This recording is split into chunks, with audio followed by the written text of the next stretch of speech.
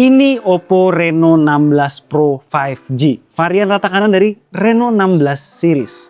Waktu rilis awal Juli kemarin, harganya tuh bikin kaget ya. 15 juta cuy, tinggi banget. Walau udah dilihat dengan mindset kenaikan harga smartphone wave ketiga ini.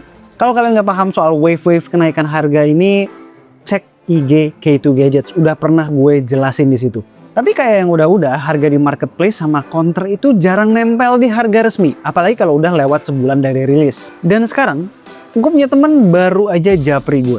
Karena dia nemu HP ini di angka 12,8 juta rupiah setelah kena kupon diskon. Jujur ya, pas dia nanya gitu, gue baru inget gue belum bikin reviewnya si Reno 16 Pro sama sekali.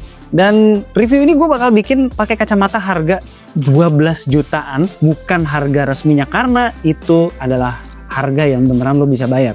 Nah, di harga segitu ada persepsi baru tentang HP yang satu ini. HP yang punya body compact, sesuatu yang makin langka ya sekarang. Kameranya dijual sebagai senjata utama dan fitur AI-nya juga menarik. Tapi jawaban gue buat temen gue tadi nggak sesimpel iya atau enggak. Dan itu ada di akhir video. Kita lihat bareng.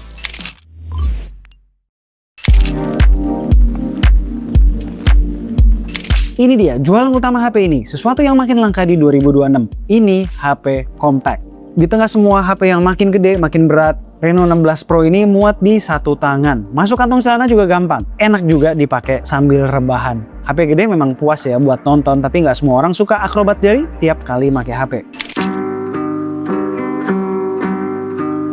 Soal desain gue singkat aja, unit gue yang hitam ini elegan, bersih, nggak bling-bling, enak dilihat. Tapi kalau ngomongin bahasa desain ya kayak sering gue bilang, generik. Kalau lo mau yang beneran bikin orang noleh, ada varian putih dengan efek planet 3 dimensi yang kayak floating gitu di belakangnya. Itu bukan stiker, beneran kayak ada depth-nya gitu kalau kena cahaya. Hypnotizing lah pokoknya. Ya menarik, tapi gue pribadi prefer yang hitam ini. Lebih kalem aja. Bodinya kaca, framenya metal, segala proteksi air dan debu lengkap ada semua. Di price range segini memang sudah expected. Dan di sini Oppo deliver. Untuk haptics-nya flagship grade, speakernya lumayan banget. Clarity-nya bagus, bass-nya juga masih berasa dikit. Dengerin nih.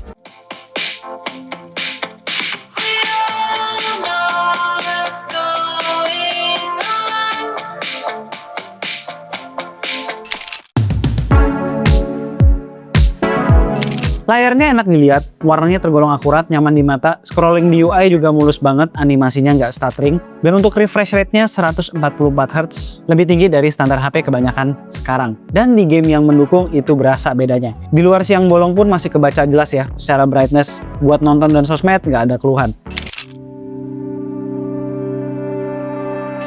Sekarang bagian yang paling lo tunggu, sekaligus alasan utama kenapa HP ini berani dihargai mahal, kamera. Setup kameranya ini yang narik harganya ke atas. Overall resolution dari semua kameranya tuh gede banget.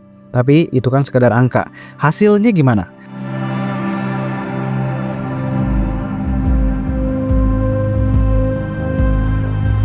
Sensor utamanya yang paling gede resolusinya. Di cahaya yang cukup maupun remang, detailnya pas, warnanya khas Oppo. Ada di tengah, antara yang sosmed ready dan yang natural. Saturasinya tuh gak lebay tapi juga tidak butek. Di kondisi susah kayak backlight maupun low light, kelihatan sensor sama processingnya tuh capable banget.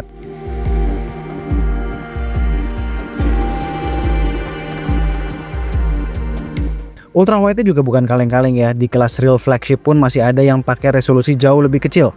Detail di berbagai kondisi lighting juga patut diapresiasi, ini ultra wide flagship grade. Nah, kita lanjut ke telefoto. Di zoom opticalnya hasilnya bagus banget. Jarak ini pas banget buat foto orang setengah badan, bokehnya juga natural tanpa pindah ke portrait mode sekalipun. Kalau mau lebih bokeh lagi, tinggal nyalain portrait mode. Separasi foreground sama backgroundnya tuh rapi banget. Selain moto orang, telefotonya juga jago mengisolasi objek utama dan hasilnya berasa lebih intimate. Berkat resolusi telefotonya yang gede, usage-nya nggak berhenti di zoom optical. Seringkali gue push terus zoomnya ke range hybrid zoom dan hasilnya masih oke. Yang kurang adalah jarak fokusnya yang cukup jauh, jadi nggak bisa foto makro dari dekat. Bisa sih dipaksa pakai hybrid zoomnya, selama nggak di pixel peep, hasilnya fine-fine aja. Lalu karena HP ini diposisikan sebagai HP-nya content creator, kita jelas harus cek kamera depannya dong. Kamera depannya itu ultra wide dan lebar banget FOV-nya. Foto selfie tetap bisa nunjukin situasi sama pemandangan sekitar. Sekarang kita tes video selfie-nya, ini bisa 4K 60 fps dan Nah, tentunya bisa ultra wide juga. Secara kualitas, image quality bagus. Nah, stabilisasinya ini ada peningkatan ya dibanding Reno 15 Pro Max kemarin yang goyang banget. Walaupun begitu kita masih bisa lihat ya goyang-goyangnya, karena seperti gue bilang di video Reno 15 Pro Max, sepertinya Oppo tidak mau mengorbankan FOV lebarnya dengan memaksimalkan EIS yang sejatinya bekerja dengan nge-crop gambar. Gue rasa dengan FOV yang lebar begini cocok buat vlogger-vlogger, terutama kayak misalnya travel vlogger yang butuh ngomong on camera tanpa harus motong background, jadi nggak muka doang isi framenya, background tetap di show dengan baik. Dan ini kalau misalnya kita turunin jadi 4K 30, stabilitasnya improve, dan ini di 1080 60 fps. Untuk video kamera belakang stabil, overall bagus banget, stabil, dynamic range top, sound recording juga oke. Switch lensa masih ada ngejedak ya, padahal di viewfinder tuh mulus banget, aneh nih. Mudah-mudahan dibenerin lewat software update. Ada beberapa fitur seru juga di aplikasi kameranya, yang paling gue suka tuh PopCam. Kamera retro langsung di dalam aplikasi kamera bawaan. Buat street fotografi atau buat foto casual dengan warna retro ala Digicam, ala Polaroid instan, sampai mode warna Primrose Portafilm yang ada di Find X9 Ultra di sini ada juga. Pokoknya asik banget buat moto-moto estetik yang beda. Untuk softwarenya jalan di ColorOS terbaru. Dan seperti kalian tahu, ini adalah satu dari dua skin atau UI Android yang paling gue suka. Rapi, mulus, lengkap, customizable banget.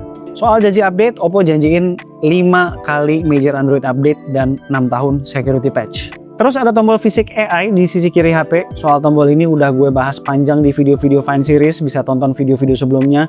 Walaupun mainly tombol ini digunakan buat AI Mindspace, dia juga bisa di-customize. Nah, Mindspace sendiri buat gue tuh cukup kepake ya, terutama buat riset harian. Simpen apapun yang lagi ada di layar, cari lagi tuh jadi gampang. Ada ringkasan AI singkatnya juga. Kerennya yang udah lo kumpulin itu bisa langsung diolah lagi lewat AI Mind Pilot yang narik beberapa AI model sekaligus. Lo bisa pilih nanya ke Gemini, Perplexity, atau GPT.